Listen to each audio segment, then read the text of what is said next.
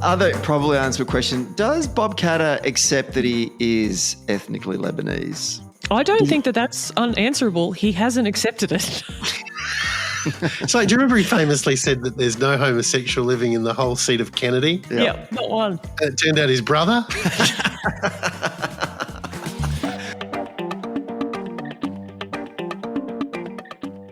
The presenting sponsor for Socially Democratic is Dunn Street. Dunn Street is a campaign agency that specialises in community organising. We only work with people who want to build power to make the world a better place. And if you want to create change in 2025, then hit us up at dunstreet.com.au.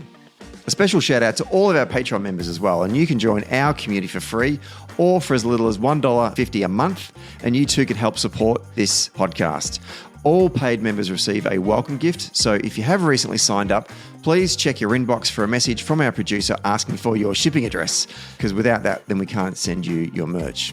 And finally, today's episode is brought to you by Maurice Blackburn Lawyers. For over a century, Maurice Blackburn has stood up for fairness, championing the rights of everyday Australians and shaping landmark legal reforms.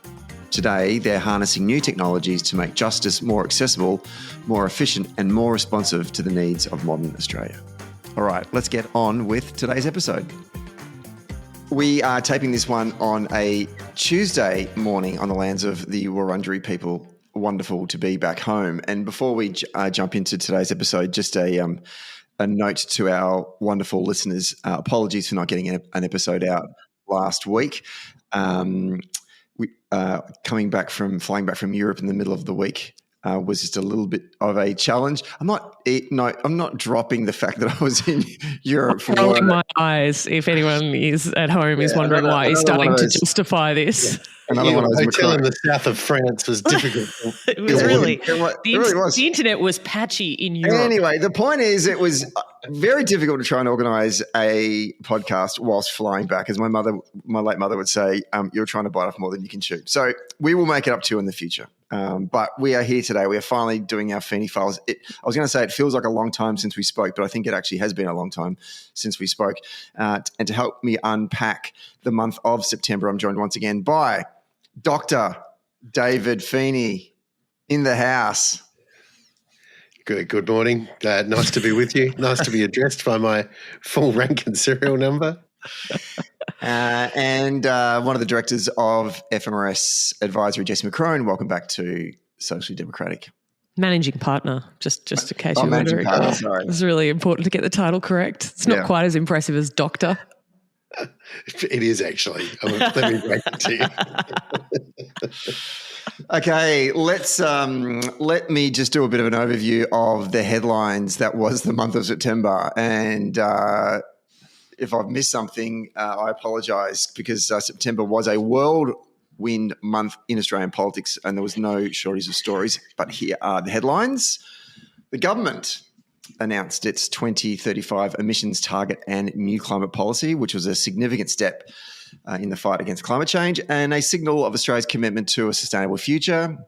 Clowns to the left of me, jokers to the right. Here I am stuck in the middle with you. Across the country, neo-Nazis clashed with trots on the streets of our major capital cities as anti-immigration marches made the news. At home, ASIO revealed that Iran's Revolutionary Guard orchestrated the attacks against Australia's Jewish community, and in response, the government took decisive action. The Iranian ambassador was expelled, and legislation is now being drafted for the Parliament to formally list the IRGC as a terrorist organisation. And in the aftermath of that, of course, all of the pro-Palestinian rallies expressed their embarrassment about marching underneath big photos of Ayatollah Khomeini and flags of the Iranian Revolutionary Guard. Where did that happen, Adam? I'm wrong. They didn't say that. You're quite right. All right, let's not editorialise the headlines just yet. At home. Oh, no, I've done that. On the international stage, Prime Minister Albanese was busy. Maybe lose my train of thought. Prime Minister Albanese was very busy representing our wonderful Commonwealth, recognising a state of Palestine in the UN, meeting with President Trump, for a selfie and securing a Washington visit for this coming October, addressing the Labor Party conference in Liverpool and engaging with Keir Starmer and King Charles at Balmoral. Meanwhile, China saw visits from both current and former Victorian premiers, reinforcing the state's economic and diplomatic links with one of Australia's most important trading partners. And back home, in fact, our number one trading partner. And back home, the coalition continues to win hearts and minds. All right, you'll get your moment. It's been too long. We've got too much to say. It's going to take me an hour. Oh, man, when Jessie's so opinionated, I've got to try and get a word in now. You'll get a word. That's the whole point. I'm just trying to remind everyone what happened in September. And back home, the coalition continues to win hearts and minds of the up-for-grabs voters with endless internal bickering and self-destruction.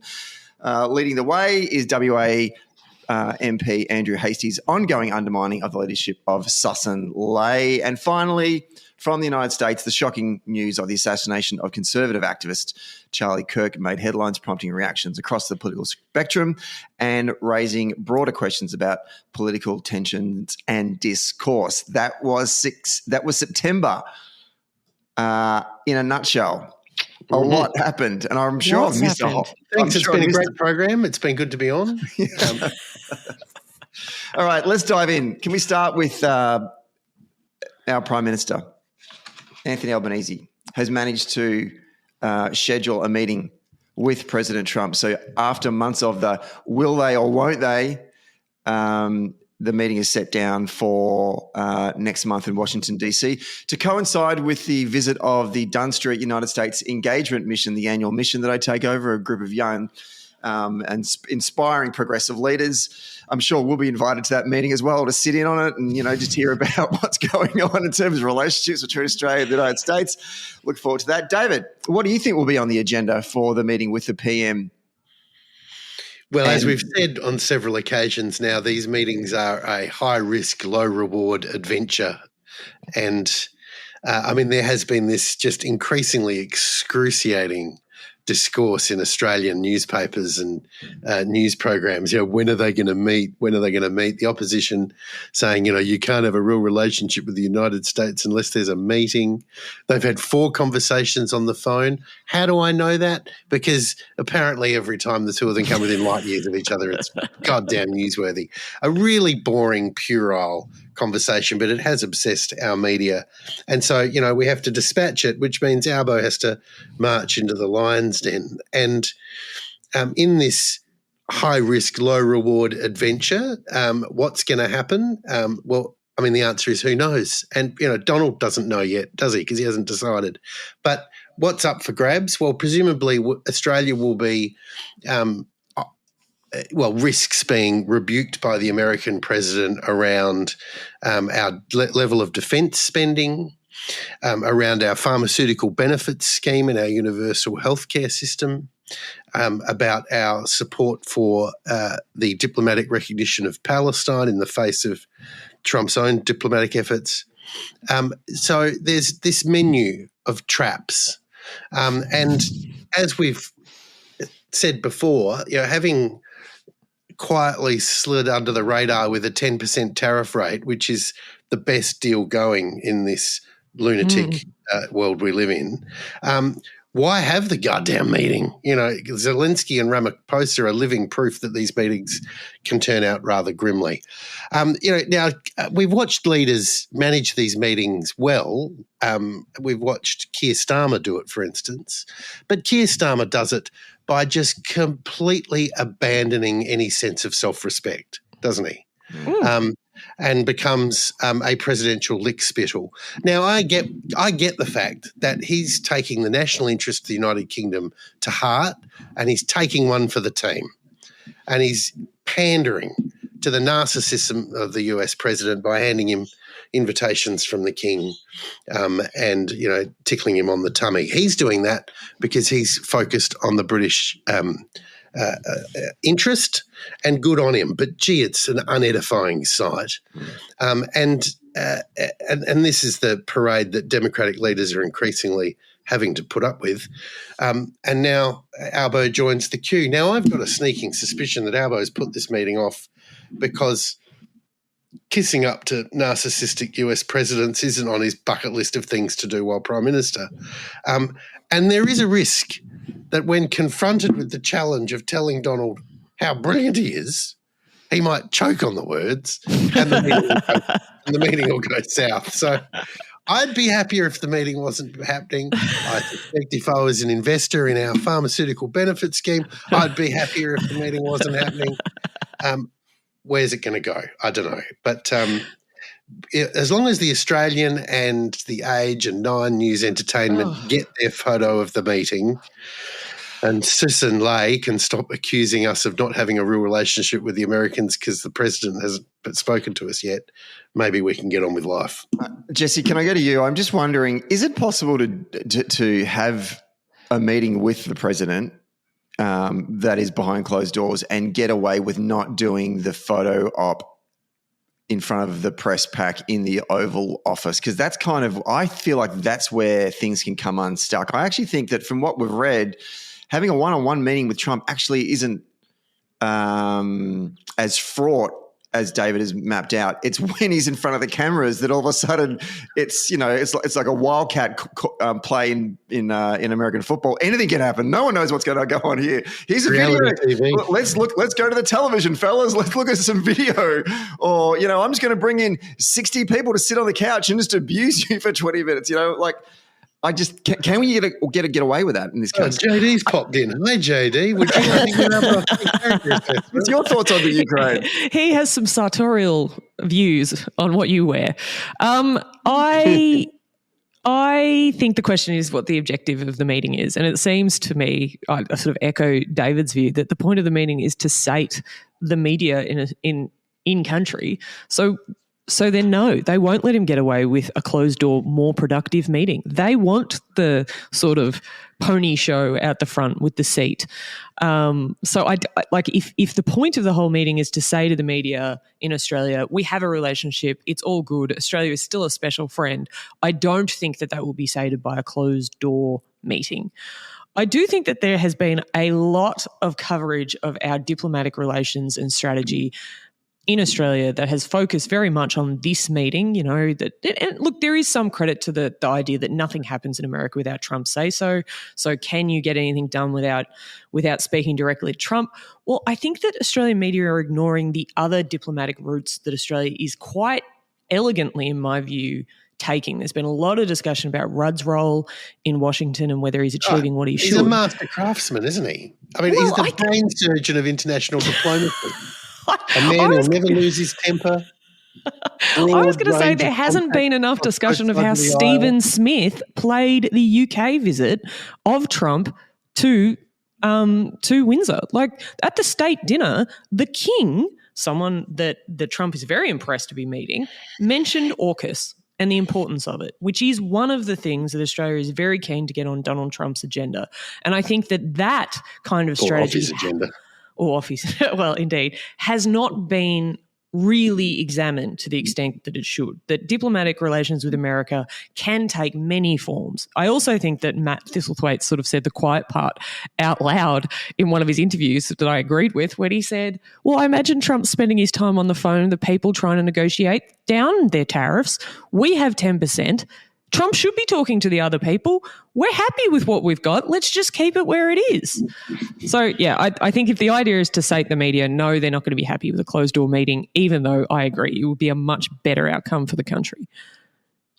Jessie, do you think Albo should go to the meeting wearing like a khaki military uniform a la Zelensky as a homage to the Ukrainian people? Is that something you think we should explore? No, I don't. Mostly because I don't think Albo is going to look great in khakis. I tell you what Albo shouldn't wear. He shouldn't wear that pink shirt that he wore to the signing of the Heads of Agreement in the Pacific in Honorari in the Solomons. That's what he shouldn't wear. All I can say, with that meeting, you might remember, is that they didn't sign the treaty. But that's all I can say is sometimes you go to these international events, you put on the wrong shirt, you end up in the wrong photo. It happens, and we shouldn't cast criticism for that kind of thing. Yeah, well, I think if this show's going to start meting out fashion advice, then that's my moment to sign out, isn't it? It's all over for me. All right.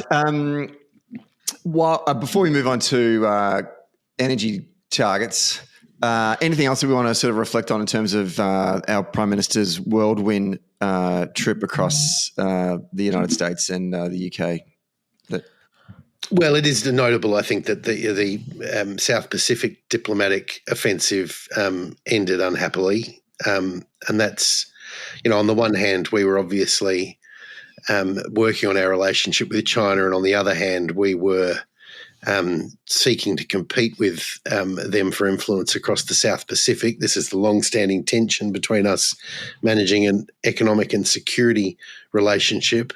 And on the security side of it, I think it was moderately embarrassing for Australia that we went to Vanuatu to sign a treaty that didn't get signed, and then we went to Papua New Guinea to sign a treaty that didn't get signed. Hopefully both of those treaties will end up being rounded up and ultimately properly executed. But I think for the moment there was some loss of face for Australia in that.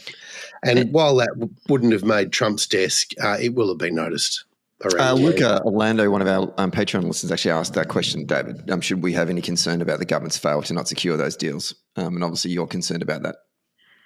Well, they were both great deals, and they both represented, strong, tangible steps forward in our region. So they were both great things for the government to strive for, and I was strongly supportive of that. But then, consequently, the fact that those agreements didn't get made. Now, was that sort of incompetence? Was that sort of a last-minute effort by domestic critics in those polities to torpedo the deal, or was it sort of sinister Chinese influence, which was something that the head of ASIO alluded to? Actually, no, that was the head of ONI alluded to in a speech. I don't know, obviously, but what did happen was there were rather ramshackle press conferences, and we looked a bit silly. Jessie? Yeah, I would just add to that sort of watching brief. The relationship of Australia and India is an incredibly important one, and I think that there was a lot of discussion about the parade in China, and there was a lot of focus from the Australian media, obviously, on one element of it. I do think that there was a significant trick missed in covering the fact that there has been a long effort being put in by America and Australia and other countries to sort of wrap our arms around India.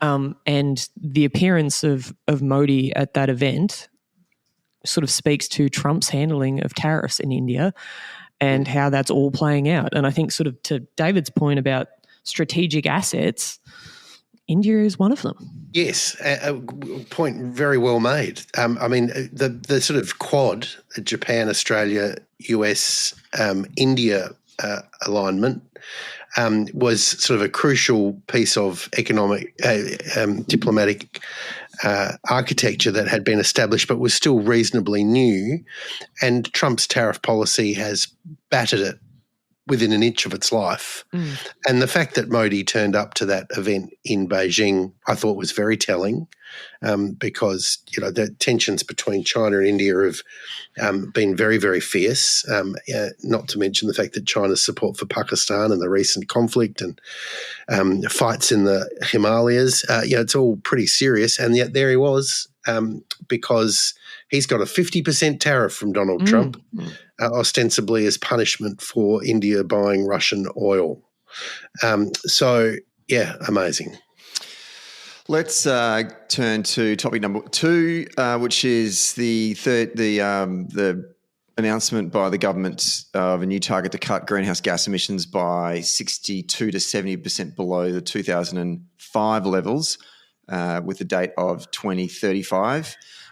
This has obviously sparked debate. Environmental groups and the Greens say it's not enough to meet scientific benchmarks to keep global warming to 1.5 degrees centigrade, and a whole bunch of other things have been from the right side of politics as well, criticising it.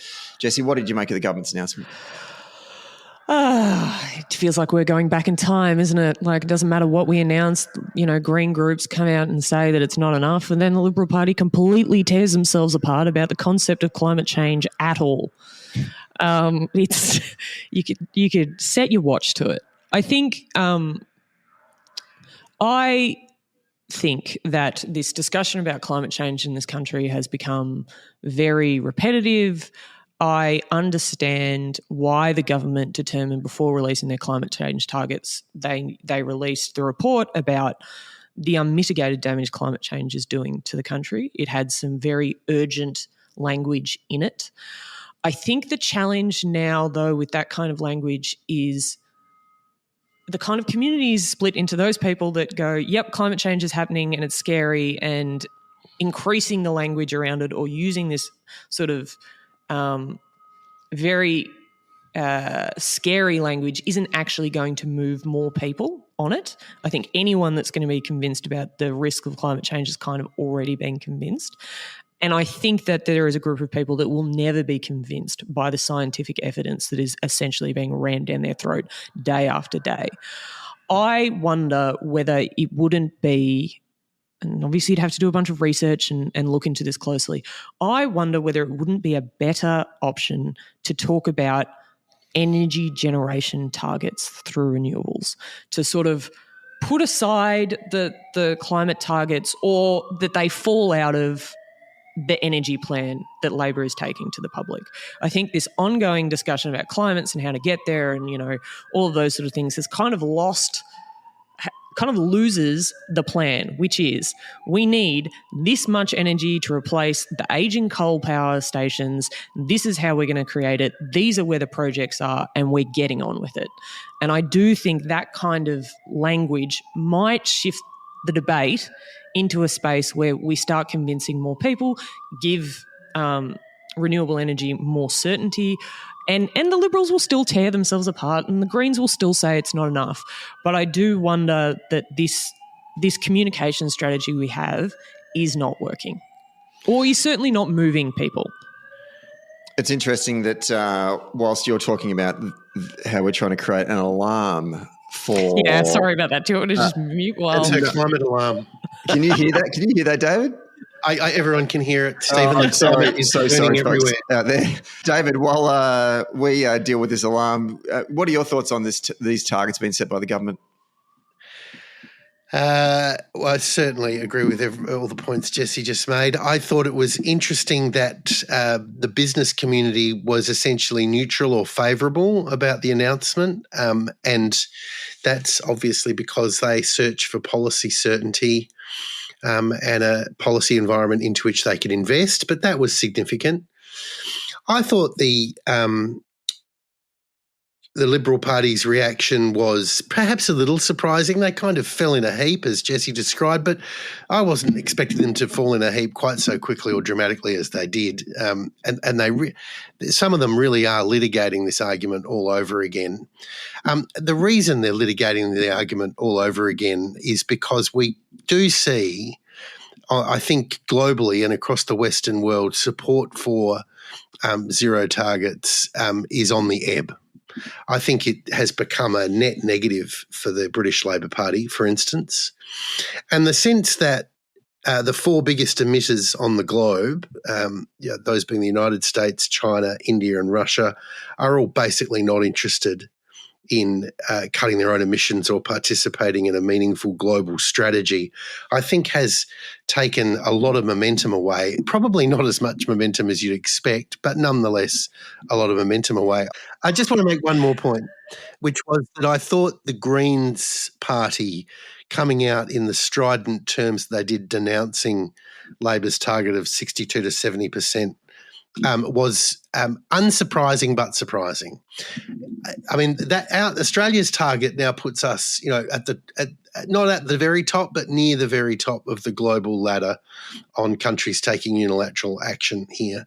And yet we saw quite frenzied language from Larissa Waters. She said, and I'm now quoting, every voter should feel betrayed by this lack of climate action. It's just not ambitious to have a target that does not restrict coal and gas, that doesn't end native forest logging. She really hammered home the notion that Labor had squibbed it. And that this was a target unworthy of serious consideration. And I thought that was interesting because I think it did two things. Firstly, it signalled that under Larissa Waters, the Greens really are going to try and get back into the environmental debate. They want to segue out of the sort of Ayatollah Khomeini wing of ultra-left politics and get themselves back into the environmental space. And so she's very firmly taken them in that direction and leapt at this opportunity to do just that, because what she really hates doing as Greens leader is debating with Greens founder Drew Hutton. And you might have noticed Drew Hutton was in the Australian newspaper yesterday with an article, Time to Challenge Identitarian Bullies of the Extreme Left. An article we wouldn't be surprised to find an article like that in the Australian, but we should be surprised to find it written by Drew Hutton, a founder of the Greens. So she wants to get away from that identity politics, woke politics, Islamic Jihad universe that Adam Bandt took them into. And she's right to do that, but she leapt at this chance to do just that. And I think, remember, two interesting things going on. The first is we saw Adam Bandt appointed as the CEO of the Australian Conservation Foundation a few short days ago. And we should all, I think, note that that's really the end of the Australian Conservation Foundation as a significant lobby group in our society, as it once was, I might say. Just to pause on that, his self-indulgent announcement just really ground my gears. Like, the idea that he had to put up a little teaser on his Instagram, and the alarm has stopped going. I just didn't really know that. Well, in your rant, David, climate emergency has been fixed. The idea that we all needed a little teaser about what he was going to do next. No one cares about you anymore, mate. You are quite literally a loser. You have lost. The ACF was an influential body. It was influential on the Labor Party. In years gone by, we would seek out the ACF. We would negotiate with the ACF. We would look for their endorsement for Labor's environmental policy. Well, no one's going to give a bugger about doing that anymore. It's a Green front. It's like the Liberal Minister for Industrial Relations not caring if he's not endorsed by the Australian Council of Trade Unions. The ACF has just taken itself out of the game. And it's gone from being a place where Green activists work to a place where Green activists are in charge. But it does mean that there's going to be Adam. That means two things. Firstly, Adam's going to stop talking about Islamic Jihad and political Islam and wokeism as well, because he's got a new gig and he has to talk about the climate. So one of the sort of people who led the Greens off in this crazy direction is now going to also help Larissa Waters bring them back onto message. And the ACF will now dutifully echo everything that Larissa Waters says and will spend all of its time denouncing the government. And, you know, we've seen other sort of Green supporters or enablers like Amy Ramikis shift from The Guardian to the Australia Institute. So they're kind of lining up all of their brains and all of their team around Larissa and a renewed message, taking them into the environment rather than all the other things they had been talking about. And the only thing stopping them at the moment is Drew Hutton in The Australian, who's determined to remind everybody that the Greens are the extreme left. Double agent Drew Hutton. David, surely you agree with me that just because a former politician starts working for an organisation, they don't necessarily become a front for their former party? I think if you imagine that Adam Bandt is suddenly going to become a neutral and balanced and prudent force who's capable of moving across the parliament and talking to all sides in the constructive development of environment policy, if you think he's capable of that, then you need to have a Bex and a lie down. I'm just trying to let every former politician get a chance. He's going to run into Parliament chanting and screaming and pointing his little finger. He hasn't changed. Let's turn to the internal turmoil within the federal coalition. So with ongoing challenges to Susan Lay's leadership and the emergence of Andrew Hastie as a contender, we've got public disagreements over climate policy, the sacking of Senator Jacinta Price, and let's obviously not forget the Ross and Rachel make-up split with the Nationals that happened a while ago. The coalition simply cannot get their house in order. And I'm just sort of thinking to myself, was the last term of the coalition, were they just able to paper over the cracks and put their differences aside because they thought they were a shot under Dutton, and maybe the yes referendum result gave them some sort of false hope. But once they were thoroughly rejected at the ballot box earlier this year by the Australian voter, it now feels as if they've gone, fuck it. And let's just not hide our animosity anymore with each other, and let's just wash our dirty linen in the public domain as much as we possibly can and just let it burn. Just let it burn. David, can this party get any further up its own arse? I think what these fights reveal is not simply that, but also the sort of shattered quality of the combatants inside the Liberal Party. Like, with only a couple of exceptions, none of these people are very smart, are they? They're not on the cusp of taking the country by storm or saying anything new or anything. Oh, you've profound. missed Hasty's little videos, clearly. Well, I do rate Hasty. I think I would say he's an exception to my rule. I think I can see. Did you say he's a bit sexy? No, he's an exception to the rule. Oh, exception to the rule. I thought he's sexy to the rule. I was going to say he's not as good looking as Angus Taylor. I mean, that's a great. He hasn't got Angus hair, has he? No. But they're all. So you're watching all of these noddies. It's like watching a school council, isn't it? Or a university council. It's like, mate, talk my thing. It's just inane. Who can be bothered to get? I mean, we don't even know which part of the coalition parties some of these people are still in as they move around. It's very, very poor. And I think one of the things that came out in the sort of analysis of the Liberal Party's travails is just the low rent behaviour. Yeah, I think that the Liberal Party's got a lot of problems. Identity, policy, principle, but also personnel. They need some smart people. Jessie, your take on the shenanigans going on inside the Liberal Party at the moment? I just can't believe they're taking notes from the Victorian Liberal Party. It seems insane to me to go, I see what's happening in Victorian Libs. Let's have some of that at a federal level. It's bananas. I do wonder how much of this, because it's not all of it, as Julia Gillard said when she was no longer the Prime Minister. Sexism doesn't explain all of it. It does explain some of it. I do find the response and the pressure that Susan Ley is under to be beyond what we've seen other leaders under after a significant loss. I wonder how much, Stephen, it is people just going, oh, fuck it, we're completely in the wilderness right now, we can do whatever we want. I thought it was notable that Susan Ley wasn't on the AFR's power list. She's the first opposition leader, I think, to not, since the power list got created, to not feature on it. And I do wonder how much of that is to do with how riven the Liberal Party is. That's not new that they've been riven. And how much is the fact that she's not being given due deference because of her gender.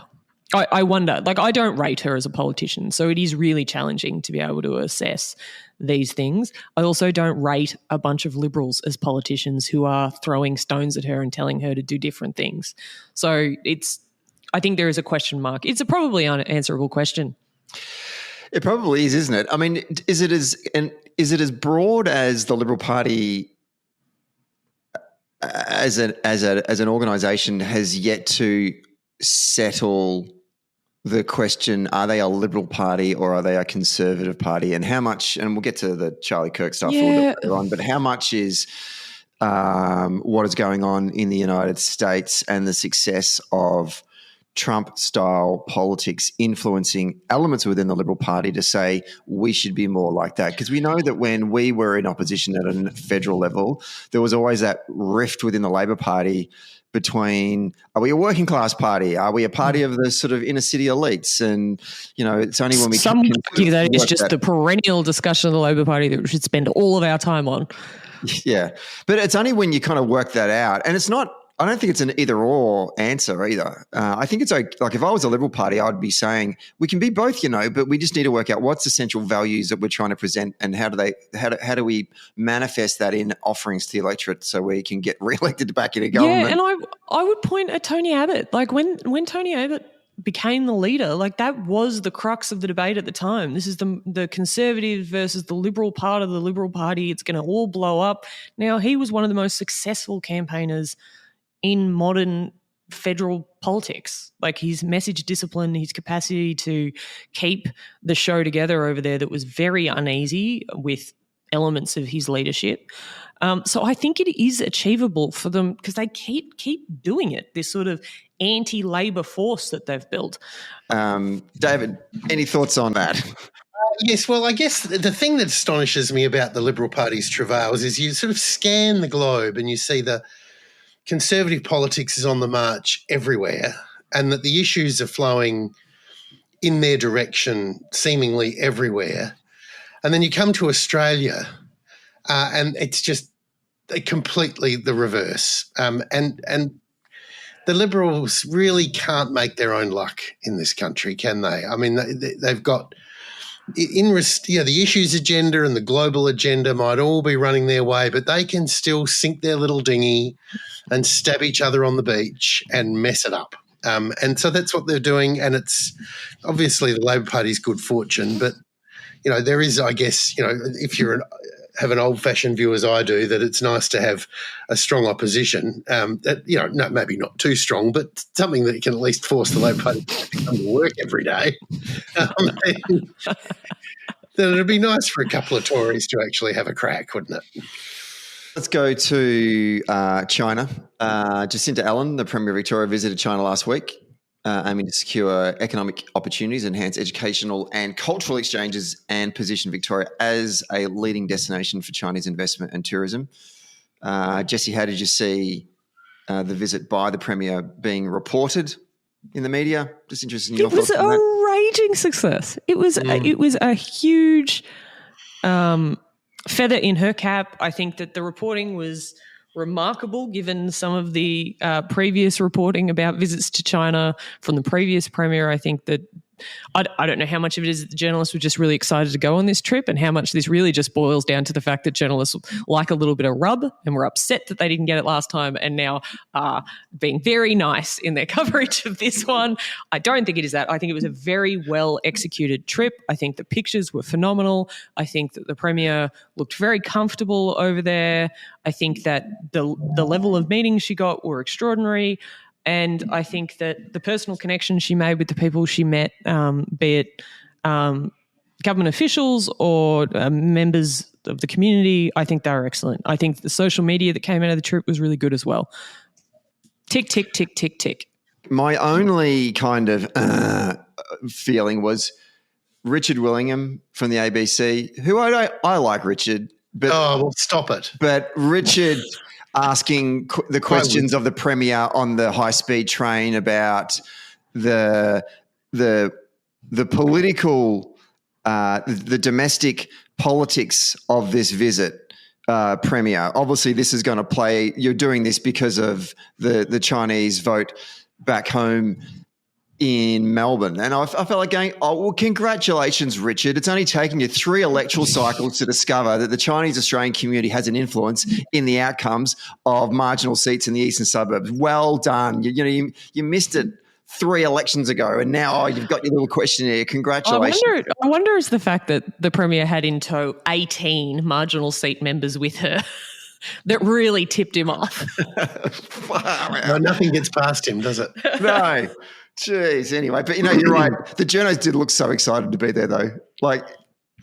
Anyway. I think Jessie has, pulled a punch there. But that's absolutely true, isn't it? Like the journos were so excited to be on the plane. Just really happy to be there. I thought one of the startling things about Jacinta's trip, I thought the Premier's trip to China was just the incredibly positive media it generated. I mean, you obviously had the usual war hawks sitting in their armchair saying, we should be bombing these people, not visiting them, notwithstanding the fact that they're Australia's largest trading partner.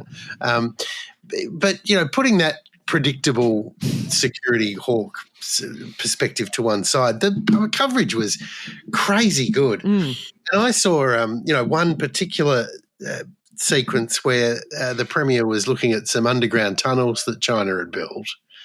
And she was visibly excited and enjoying it, which was very endearing. And there is she and the Chinese were talking tunnels, and how quickly and efficiently they do it, and we can learn from each other, and blah blah blah. And it was just a very, very positive. I just thought there's a 45-second ad on television. Yeah. Thank you very much. So I thought she must be very, very pleased indeed with the trip. Anything else about China you want to talk about, David? I support stabilising the relationship with China and us as a country picking our way on that difficult, narrow path between a security relationship with the United States and an economic relationship with China. And those who are troubled by that or think we should just be all in on one side or the other, I don't think have got a clear-eyed view about Australia's national interest. There you go. Hear, hear. Well, you wanted me to declare something and I just did. Congratulations. The fallout. David's gone down the middle. Who would have expected it? He's taken a very centrist view. There's not much centrist about it, really. The fallout from the assassination of the conservative commentator Charlie Kirk, it's been intensely partisan over the United States. And David, I'm super interested in getting the sense of how you think this episode is going to play out. I thought it was a real inflection point, actually. I thought his murder was an appalling moment. It was a high-profile piece of political violence in a charged environment. I thought we then saw large parts of the American left sort of celebrate or openly rejoice in his murder, and that was just utterly appalling. And a sort of a moral failure of parts of the American left that were deeply troubling. And there is some research out there from places like Pew which show that tolerance for political violence is at an all-time high in the United States, and it's particularly high amongst left-wing voters. And so that's something that we should be anxious about. And then this sort of nasty juxtaposition, wasn't there, between Charlie Kirk's supporters and friends, having vigils. They weren't marching down the street in masks, waving foreign flags and burning things. They were having prayer vigils, which is, because Charlie Kirk was obviously an evangelical Christian. And then those vigils were being disrupted by crazed people. So the optics were all just ghastly for the Democrats and for the left. And I'm not being naive. Trump and co milked it. The left create these opportunities and Trump doesn't miss them, is how this works. And so we have Charlie Kirk's widow forgiving the murderer while lefties are on TikTok celebrating his murder. So just an appalling incident. And if it becomes a sign of the times, if we're going to start seeing tit-for-tat violent atrocities in the United States, then that democracy is in every bit of peril that we have long feared it to be. There's just a lot going wrong in our great and powerful friend, and I thought Charlie's death, unfortunately, might have been a marker. Jessie, what did you make of the whole? It was horrific. Like, there is no justification for it, and those. It was not even the time for those in the left who were offering what they thought were nuanced reflections upon it. I think just universal condemnation is what was necessary, and that's what should have been forthcoming. I do think that, to David's point, Trump is extremely good at using these opportunities.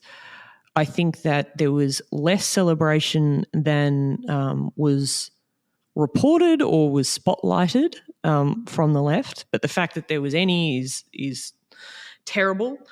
I think that the Democrats could take some lessons. There was the terrible and horrific assassinations of two Democratic lawmakers in Minnesota in June, shot in their homes with their partners in their beds. Essentially shot for saying things that the shooter didn't like, not entirely different to the circumstances with Charlie Kirk. And I do think that... And Nancy Pelosi's husband, you remember, nearly Yeah. killed by an attacker with a hammer. Yeah. And some Republicans made some very distasteful jokes about them. So the left don't have the whole murder rap here. No, and I'm not... They certainly have their fair share. I am not trying to turn this into a whataboutism, because that both of them are just terrible. I think, though, the response that the Democrats could take from the Charlie Kirk instance is how do we show our values in times of adversity? And arguably that is what the Republicans and the right have done with Charlie Kirk, and the Democrats and the left didn't do as well when similar horrific circumstances have taken place. The other reflection I would make is that I found it disheartening how members of the Australian media and extreme ends of our debate tried to import as much of that sort of discussion to our shores as they could. And I thought, why is it we have right-wingers sitting around trying to find anything a left-winger has said to try and suggest that they're celebrating? And why is every left-winger trying to find anything that a right-winger has said to suggest they support everything that Charlie Kirk ever said? I think that this kind of extremism is concerning in America. It's troubling. It's horrific. I think the idea that we should try and import that kind of outrage is just, I think we need to watch ourselves on that. America has deep-seated problems. Australia doesn't have a lot of those problems. We are seeing some concerning extremism in Australia at the moment. And what we should be doing is celebrating the fact that, one, we have significant gun control laws in this country that were passed in a bipartisan way. And I think that this was a moment for Australian leaders to talk about that, to talk about the importance in Australia of nonviolent protest. And I do think that opportunity was a little lost. Now, I can appreciate that maybe the Prime Minister in the shadow of going to America or meeting with Trump at the UN was perhaps not going to lecture America about gun control, but I do think that there was a space in our polity for that, and we didn't see it. And I thought that was something that could have been helpful. I think Jessie makes a really good point. And a shout out here to Jenna Price, columnist for the Sydney Morning Herald and The Age, who wrote an article, "It's okay to speak ill of the dead. In fact, sometimes we must." And goes on to describe how she really doesn't like Charlie Kirk or his views. And I just thought to myself, why write this? Like, no one in Australia, I mean, Charlie Kirk was a significant figure in the United States, but no one in Australia really had heard of him unless you spent too much time watching YouTube videos like me. This article didn't need to be written. But as you say, Jessie, Jenna just couldn't help herself. She wanted to be in the mix with her US Democrat buddies, saying things that don't need to be said about someone who just got murdered, remarkable. One thing that I've reflected on over the past month, and even before the assassination of Charlie Kirk, what struck me was the loudness. And I agree with you, Jessie, like, we don't want to import this style of politics into the Australian landscape, and I don't think we are. But there are kind of little indications of it in some respects. The loudness, what struck me was the loudness of the two extremes of politics, the hard left and the hard right, and how their actions were dominating parts of the political conversation by the political commentariat, particularly on that weekend when the anti-immigration marches were happening, and you saw, the hard left in their cosplay having punch-ups on the streets of Melbourne with the hard right in their cosplay.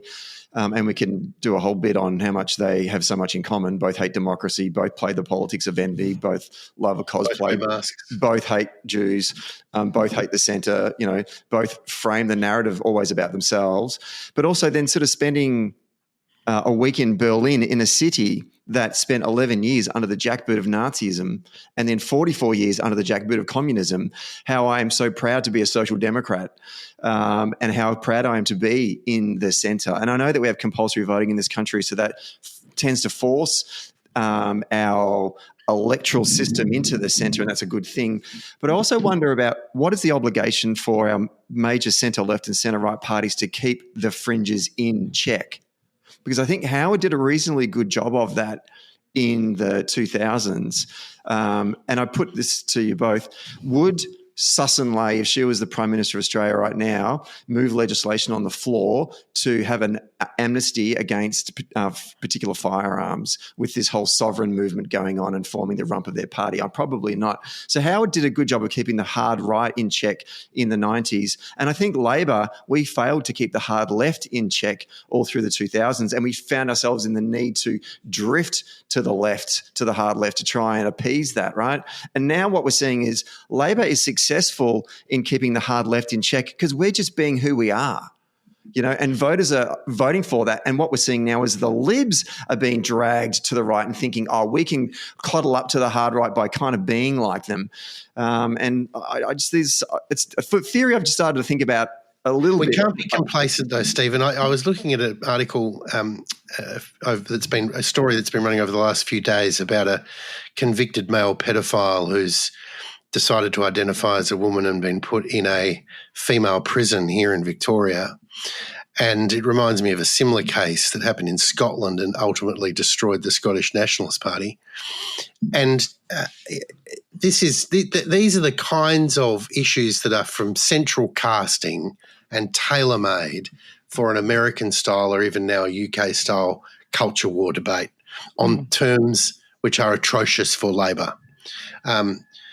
So a pedophile abusing his own five-year-old daughter, transitioning to be a woman now in a woman's prison. There's just very hard to find anything defensible about that. And now, the Herald Sun and the Australian and others are onto it. And it's a policy challenge for our corrections minister, for our premier.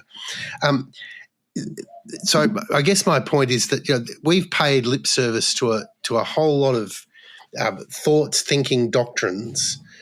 Which, this isn't just the Liberal Party not dealing with its extremes. We've got some pretty woo-woo issues and ideas out there ourselves. We do, but I think that that's not dominating the central narrative of an electoral campaign or the electoral cycle. And I think that's where Labor have been successful, and we haven't torn ourselves apart on that particular issue. You can have your that's views. true, but we're blessed with a political adversary that just doesn't seem to be able to do it either, in contrast to conservative forces everywhere else in the world. Jessie, I'm interested in your thoughts on that because I thought Daniel was quite good at taking that particular issue and then putting it back on the libs, and then they tore themselves apart on it when Daniel was premier. I think that this has been I think equality has been an issue that has troubled the Labor Party before. I think that we are in a much better and stronger position for having gone through some pretty I'm sure unpleasant debates for those people who are in the community. But I do think that the Labor Party has landed in a more respectful space where we are better at having these discussions without taking things to the utter extreme. I think the Liberal Party and the Greens are without those tools. And I think that it is causing them to focus, and I think, David, you and I disagree on this, they are focusing on issues that are not in the mainstream. They are not the ongoing concern of Middle Australia. It is not the thing that is keeping parents up at night. It is a thing that is become a cultural obsession of both the left, the extreme left and the extreme right. And as long as Labor can consistently keep coming back to the centre and away from those extremes, I do think we can keep navigating what is a complex policy landscape. I do think that generally the problem with any sort of policy making and any law making is that you can come up with very extreme circumstances and try and sort of test your whole model against the extreme, whereas laws, not to lecture you, David, you were a lawmaker, laws generally are supposed to be about in the main. And I think that Labor has been quite good at focusing on that. Does that answer your question, Stephen? Or does it David, elegantly avoid it?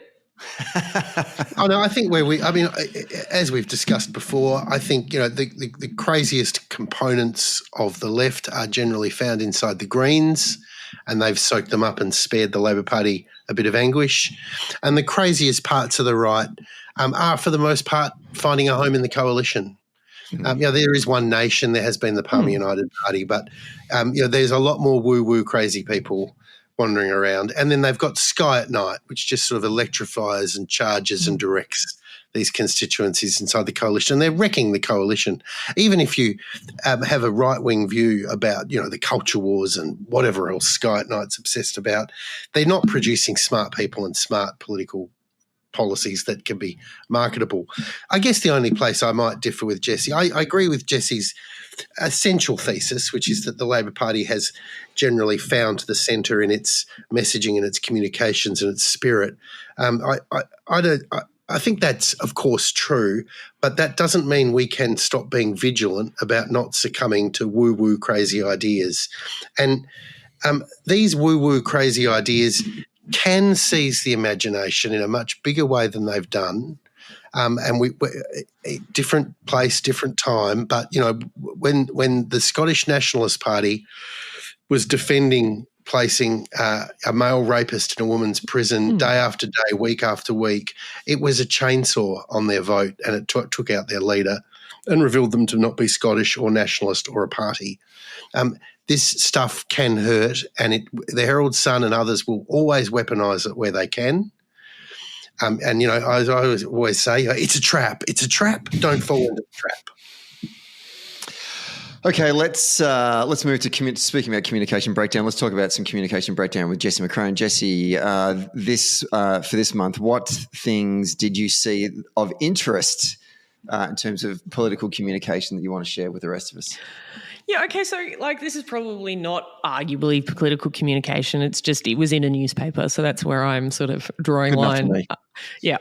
So and the Australian, I agree with their take on this. The AFR's covert power list. I didn't see that. Yeah, well, I'm not sure if all the listeners have got a subscription. I'm happy to read out the list and who got on it, and hopefully you two can explain to me which of these actually have covert power. Because I consider covert power to be that is not given you through an election, through official position at the head of an organisation. I see it more as something that you are able to sort of cobble together through your influence of different people. It's not given through your role. The top 10. Here we go. Paul Erickson, Secretary of the Labor Party. Number one. Oh, what number is this? That's number one. Number one. Oh, number two. Yeah, bravo. Don Farrell, Trade Minister. Number three, Katie Gallagher, Finance Minister. Number four, Tony Burke, Home Affairs Minister. Number 5, Tim Gartrell, Chief of Staff to the Prime Minister. Number 6, covert. I agree with you.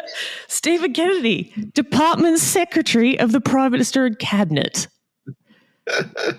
Why isn't Albo on this list? Well, I just, if it was a list of people that Albo talks to, totally. Just rename the list. It's Albo's dinner party. It is. So I all of these people are very impressive. And to some extent, it does give you a sense of the kind of people that Albo, the Prime Minister, is listening to. And that is important if you are trying to understand power in the government. Greg Combay, Chairman of the Future Fund, is probably getting closer to being covert, but he is a chairman. No, but he has an influence outside of that role, doesn't he? Yes. Yeah, he qualifies, I think, as a covert. Yep. So, look, I would – the Secretary of Treasury is also on it. If you didn't know, they have some influence in Canberra. Mm-hmm. Obviously, I endorse number 8. Sam Trobe obviously should be on this list as a covert power. He's a generational political talent, so I see that is important. But I do think, just let's not pretend this is a covert list. These people have actual power. Who wrote it, Jessie?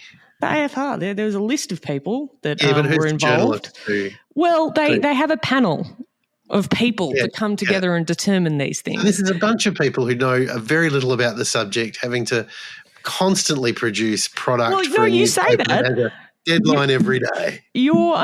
So Joel Fitzgibbon is on the panel, Tony Barry is on the panel, Phil Coorey is on the panel. So I just Kelly O'Dwyer. I think that the panel should know. I think it's been misnamed. I think that these people are very. The panel needs to be explained the difference between covert and overt, I think, is the first thing that needs to happen. The first 5 are democratically elected. Millions of people voted for them.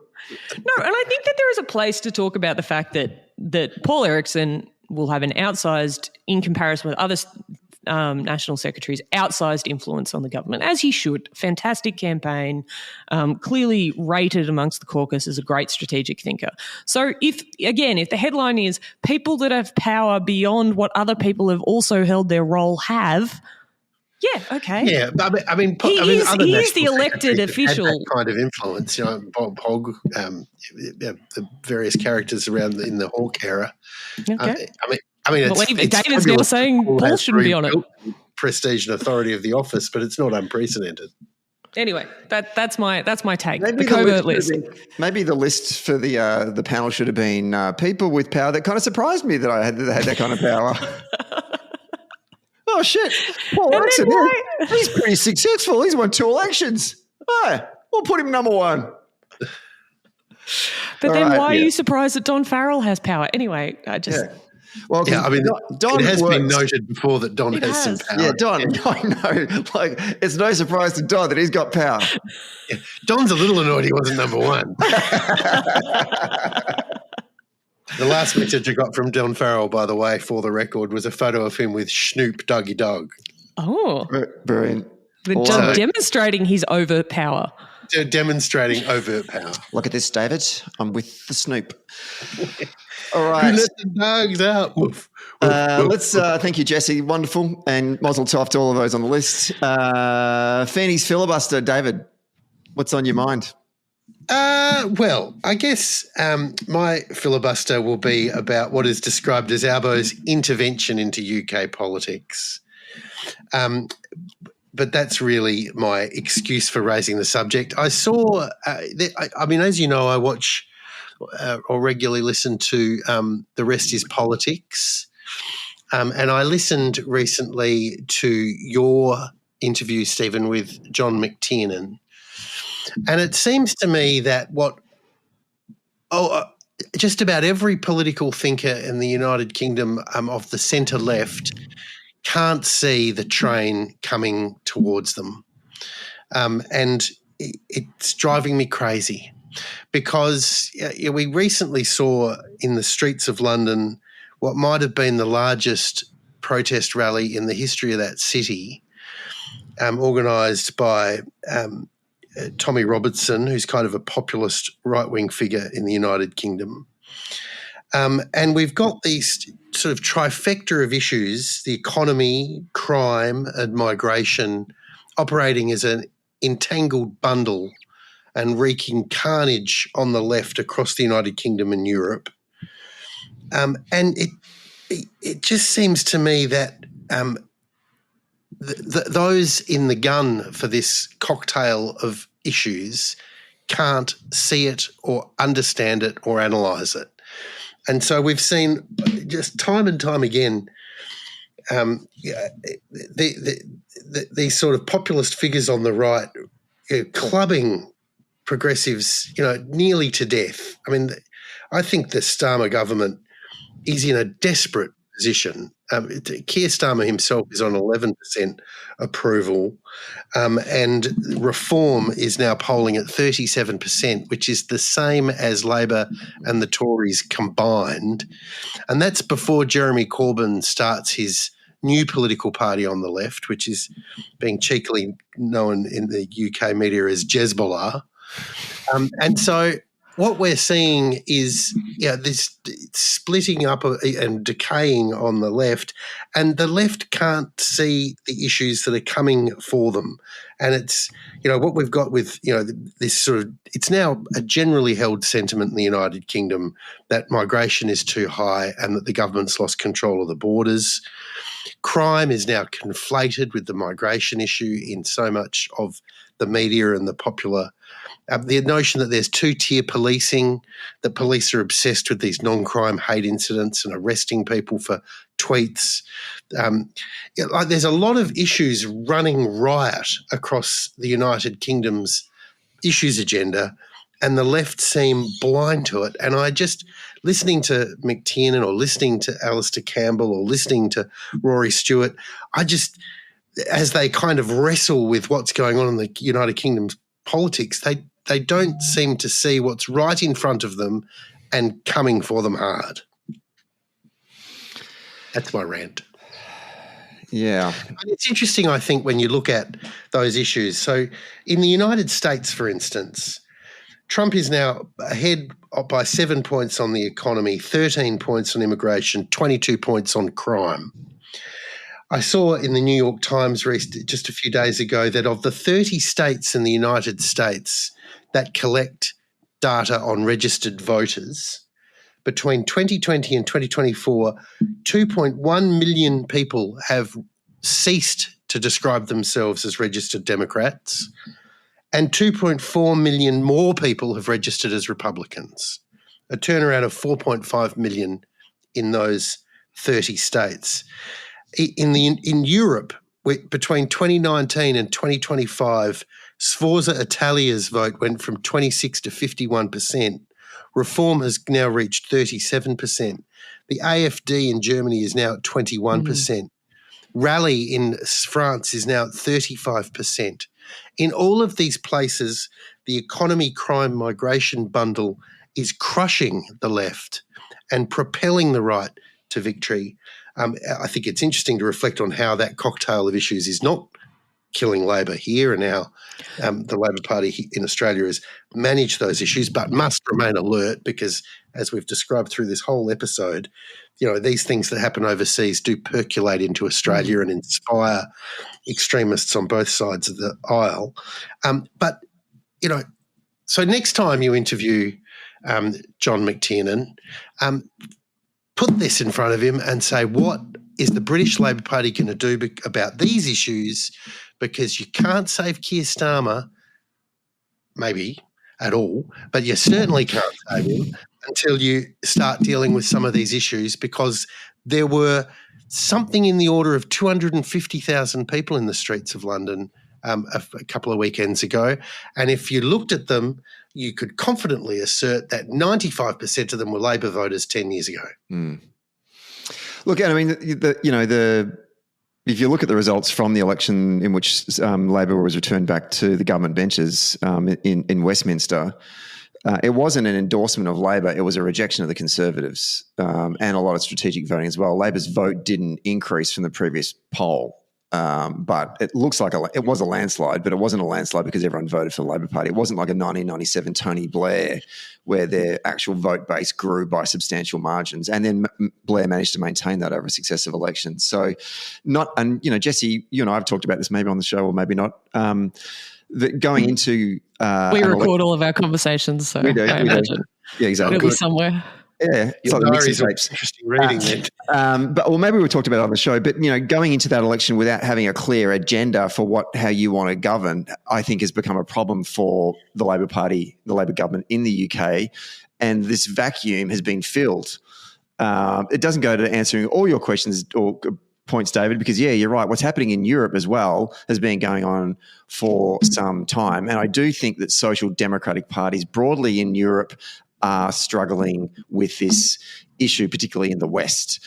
It's different in the East, actually, because in the East, they want access to capitalism, and what they're dealing with is overt corruption from former communist parties, regimes that are now rebadging themselves as social democratic parties, whereas in the West, it's the other way around. So, Europe's a problem, right? And they're struggling to come to terms with this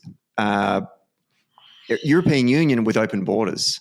and how to manage that. But this is it, Stephen. I mean, we can't discuss open borders. They can't discuss immigration. We are paralysed all too often by a conversation that says we have strong borders and we're going to choose who comes into the country. Yeah. We are in such instinctive internationalists that the idea that some people might be, taking advantage of our country as an international welfare scheme, we can't articulate it, but in the suburbs they do, and they are, and it is obviously also challenging in Europe with the EU, which is like part of the base of the EU is supposed to be. Well, Britain's not in the EU. No, but it was. And it is part of the reason it left. So it does add to the challenge of what you're talking about. Yes, but I think you've hit on something there. Like a part of this groundswell for Brexit was the idea that that there was a sentiment in Britain that they wanted immigration to be lessened. In fact, it continued to intensify after the United Kingdom left Britain. And so there's now this sort of broad-based sense of betrayal. That's why these people aren't turning to the Tories as they fall away from Labor. They're turning to reform. Well, and the same in Germany. Like when Angela Merkel was the chancellor, and she's from the centre-right party, during the Syrian civil war, they opened their borders to take in 1 million Syrian refugees, a huge intake of people. Like that's massive. And the debate now in Germany is like, and in Sweden, it was like this was a very, very generous thing that our country did. But did we have the infrastructure to absorb so many people coming into our country, in particular into our major cities, to manage that? And so the Germans are the populist right are also talking about culture.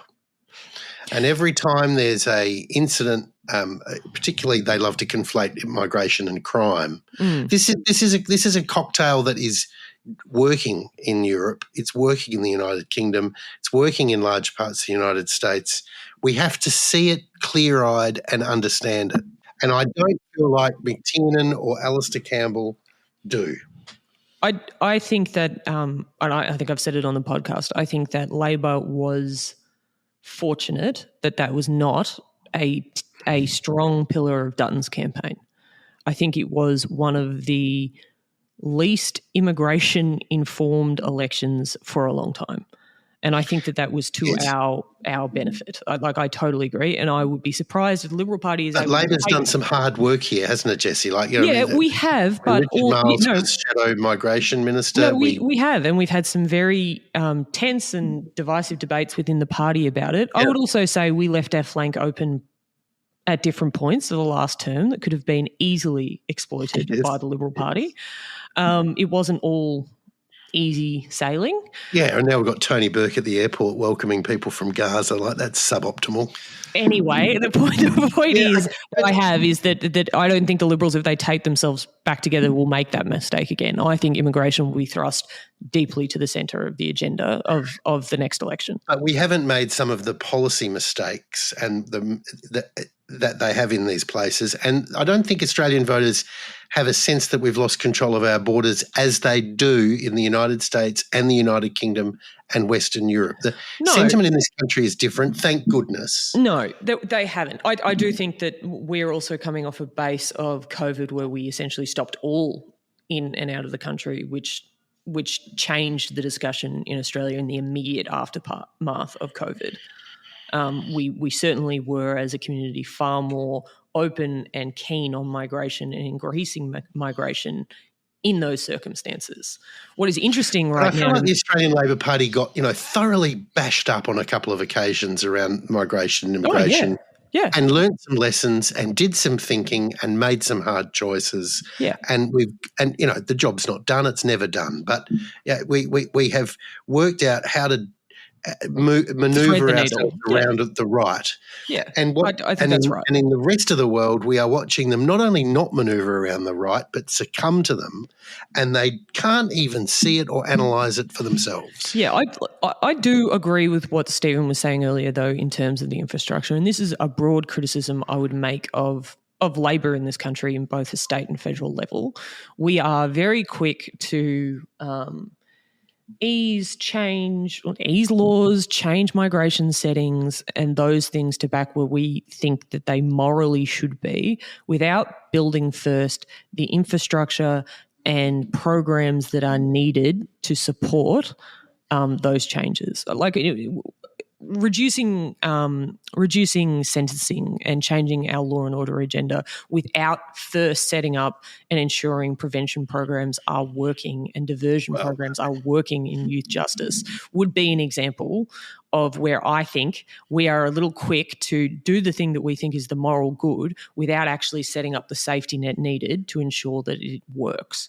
Yes, well, that's why the Conservative press very keen to describe the sort of youth crime in Victoria as being inextricably linked with migration is something the Labor Party has to be hyper vigilant about, because those issues do carve swathes of support through the outer suburbs. It's not a boutique issue. It's not something that only a small number care about. This stuff can galvanise voters quickly. Agreed. And I would want to share one other thing that I sort of picked up when I was overseas, to the point about harmony and bringing people together, and something that we probably take for granted here in Australia. But, for example, in Germany, their education system is set up into 3 streams, starting from primary, elementary school into high schools. If you are going to go to university, you're going to go to a particular high school that sets you up to get a tertiary degree. If you're going to go and do a trade, you go to a particular high school that sets you up to go get a trade. And if you're not going to do any of those 2 things, then you go to a high school that basically sets you up, and then you'll go and get what I guess we'd call a non-skilled job. What it in effect has done is created a separation of people from ethnic backgrounds. So there's a huge Turkish community that live in Berlin that were brought in there to rebuild Germany after the Second World War. A lot of them didn't pursue the high school pathway that puts them into university. And so what happens is, if you're a white German, university educated, all of your friends are white German university educated people. You don't hang out with folks from either a Syrian background or a Turkish background or a migrant background.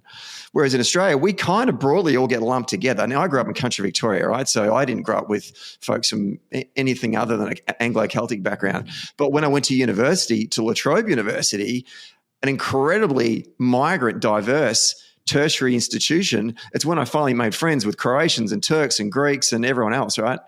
And so it changed the makeup of the groups that I hung out with. That's only a personal experience. I don't think Europe is geared in a way that Australia is geared to eventually try to bring in people from overseas and then put them through our education structures to help folks meet with each other and build relationships with each other.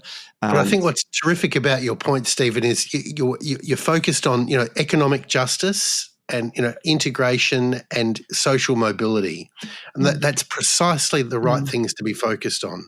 You haven't wandered off into grievance politics or identity politics, or the luxury beliefs of the urban elite. That's what keeps the Labor Party grounded, is a focus on delivering real economic justice to people who are being screwed by the system. And as long as we keep doing that, those people will not rise in revolt or be distracted by these sirens of the extreme right that are increasingly reigning supreme in other jurisdictions and are undiagnosed by their local centre-left opponents. And to concur with what David is saying there, in the interactions I've had with other social democratic parties around the world, I have found that they do not have as laser focus on the role that they play or who they serve or what they're trying to achieve. And Labor is kind of singular in focusing on economic justice or upward mobility as part of our agenda. And I think that as long as we continue to have that laser focus about what we're here for, we will continue to be successful. We're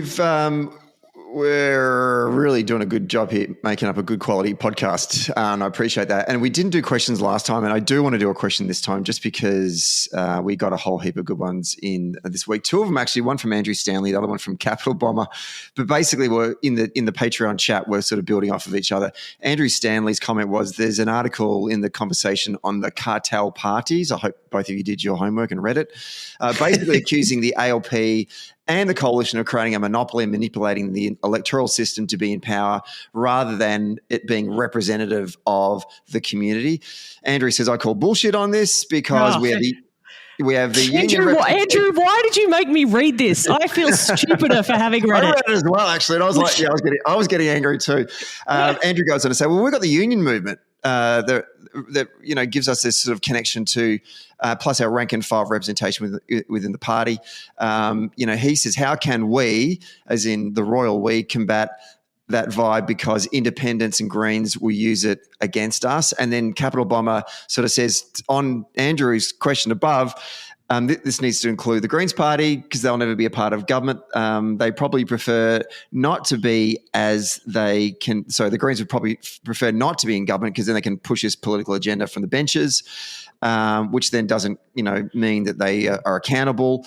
And the polls show that the majority of the forgotten people, which Labor now represent, are on board with this. And Tories are vastly becoming irrelevant on the main political drivers in the cities. Yeah, okay. Relevant that this was an article that appeared in the Conversation, and as best as I can tell, was written by an academic. It was at Melbourne Uni.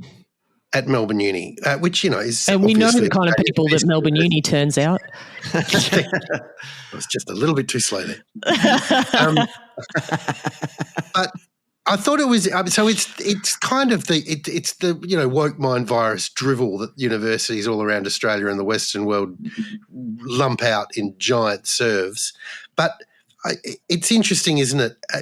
This cartel party idea. Like, if you listen to the extreme right, they often talk about the uniparty. You'll hear Farage, for instance, say this, or the AFD. They like to send them, and the Greens do this too. They want to send a message that all the other parties are the same as one another, and that they on the edges are the only ones that offer difference. It's a dangerous message because it's about trying to stoke distrust in our politics. It's about trying to encourage people not to listen to the main parties and to be attracted to extremist views. And so, whenever you hear somebody say cartel party or uniparty, that your alarm bells should immediately go off. This is someone who's trying to use, low resolution political discourse to round up support for an extremist viewpoint. Jessie, what was your take on the cartel party? I found the article actually disagreed with itself. So if the problem is that we need more minority voices, but also, the problem is that we are drifting to the right, and we're finding that as a response to the two major parties is that we're having these far right people pop up. The solution to that is more independent small parties. Like it seemed very circular, the argument to me. And I think that this sort of, let's face it, the Teals are the acceptable face of big money special interest involved in politics. And I know that the mainstream media don't like that sort of view of the Teals.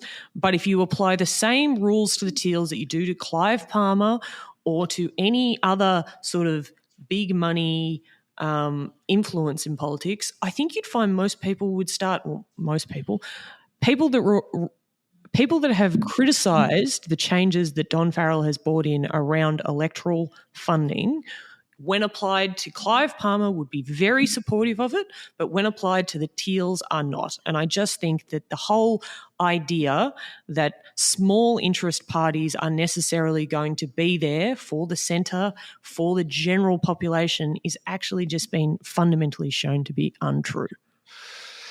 And remember that the Greens and their fellow travellers across academia and the media are campaigning for Labor to go into minority government. They were before the last.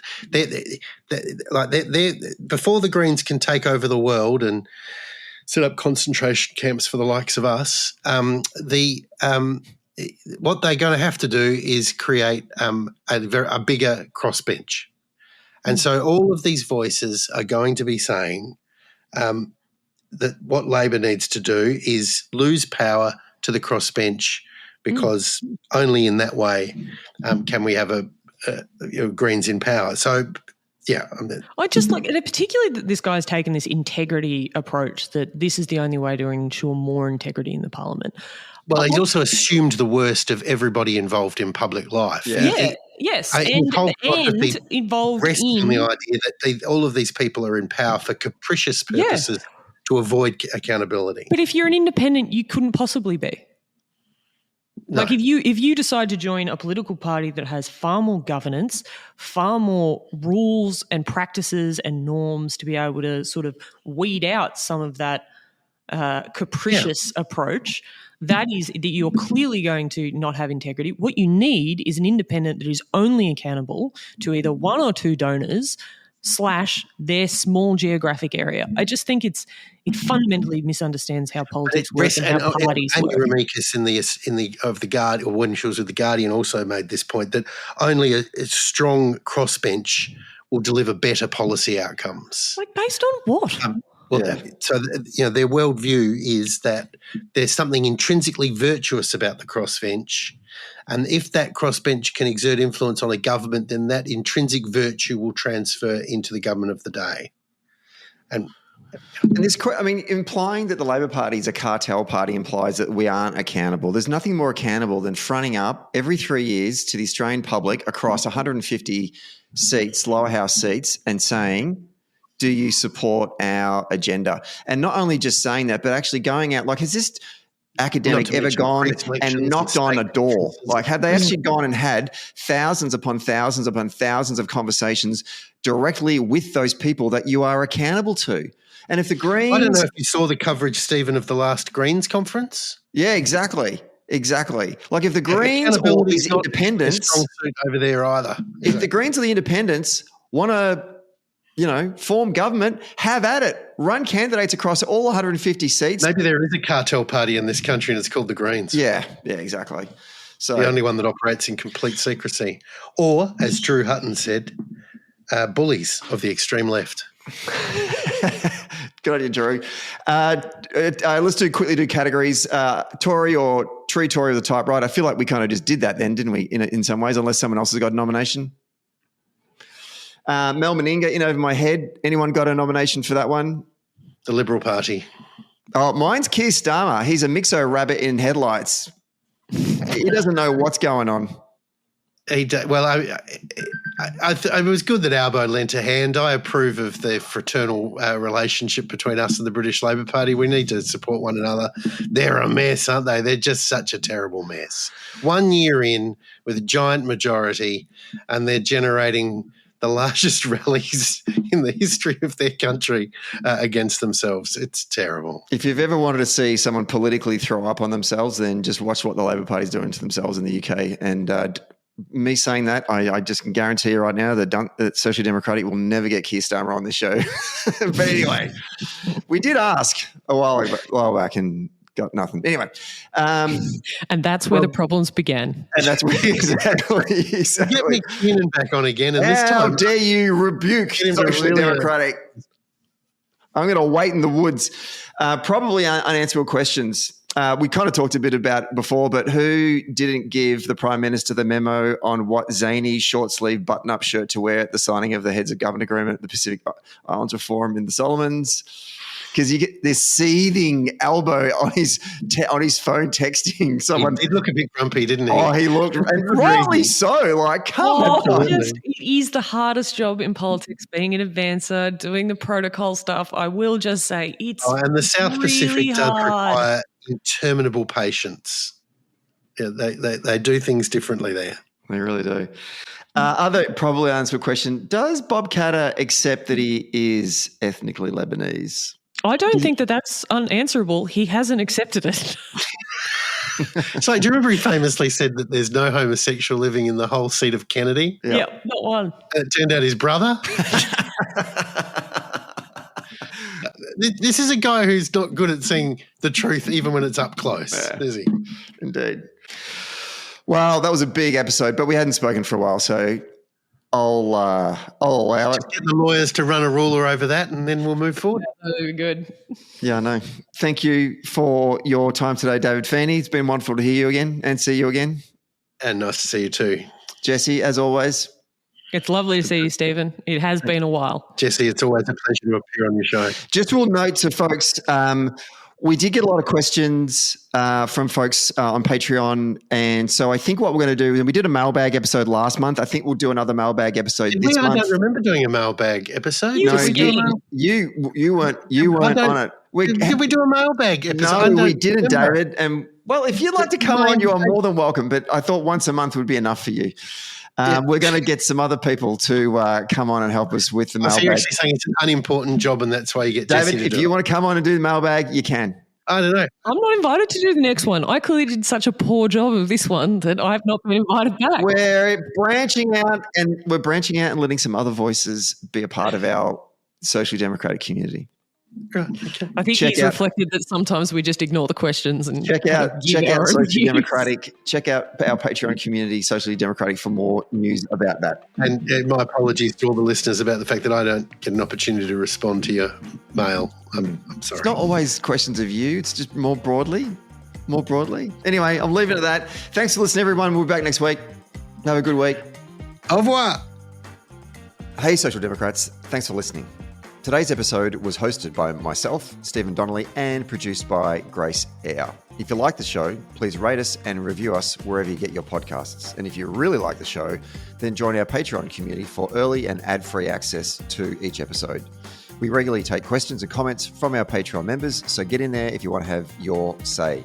And finally, get all the latest updates and bonus content by following Socially Democratic on our social media channels. The links are in our show notes. See you next Friday.